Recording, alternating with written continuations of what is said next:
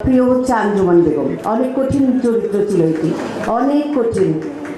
আমার ব্যক্তিগত মতামত হচ্ছে এটার সাকসেসের প্রধান কারণ হচ্ছে বাজেট, তারপর হচ্ছে পরিচালকের কলিজা লাগে যে এত বাজেট দিয়ে একটা নাটক নির্মাণ। তারপর হচ্ছে এটাও প্রথম কারণ হতে পারে পরিচালকের মনোযোগ। পরিচালকের যদি মনোযোগ না থাকে কোনো আর্টিস্টের মনোযোগই থাকে না। আমি দেখেছি অনেক সেটে যে পরিচালক যখন 12টায় আসেন তখন আর্টিস্টরা আসেন 2টায়, কিন্তু দেখা গেছে আমরা অনেকে লেট করেছি, কিন্তু আমাদের পরিচালক সকাল 9টায় সেটে, উনি কিন্তু রাত 1টা-1:30টায় গেছেন। আর এই যে 1টা-1:30টায় গেছেন, কিন্তু ঠিক 9টায় ওনাকে আমি অনেকবার চেষ্টা করেছি ওনাকে একটা দিন একটু ফেল মারতে, মানে যেন দেখি যে আমার পরে উনি এসছেন না। আমি গিয়ে দেখি যথারীতি রাজা মহাশয় বসে আছেন।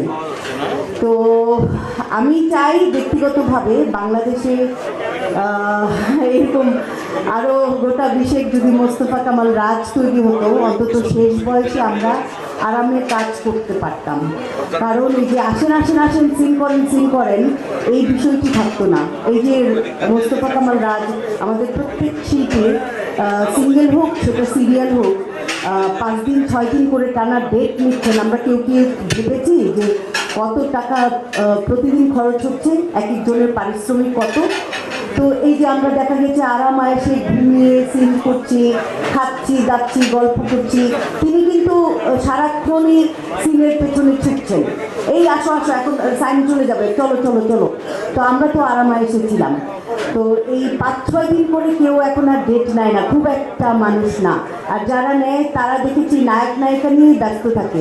মা বাবা চাচা চাচি ফুপু খালা কোথায় আছে, মরে গেছে নাকি, সেটা ঠিক নাই। তো যাই হোক, আমি দোয়া করব, আমি বারবার দোয়া করব যে পরিচালক মোহাম্মদ মোস্তফা কামাল রাজ এবং সিনেমাওয়ালা টিমের অল ক্রু সবাই যেন সুস্থ থাকেন, রাজার হালেই যেন থাকেন। ধন্যবাদ। আসলে আমরা ভাই বোন, কখনো কখনো বন্ধু, কখনো দেখা যায় যে পিতা কন্যা, এরকম সম্পর্ক বর্দা মিঠুর। একটা বর্দা মিঠু হারালে 5 বছরেও আরেকটা এত সরল মানুষ, এত ভালো মানুষ মাহমুদুল ইসলাম মিঠু আসবেন কিনা সন্দেহ। আগে আমরা যখন পেমেন্ট পেতাম না, উনি দৌড়াতেন, প্রডিউসার ডিরেক্টরদের দড়ি দিয়ে বেঁধে রাখতেন, প্রত্যেকের পেমেন্ট আদায় করে উনি বাসায় ফিরতেন। এটাই বর্দা মিঠু। আর কিছু আছে কোশ্চেন?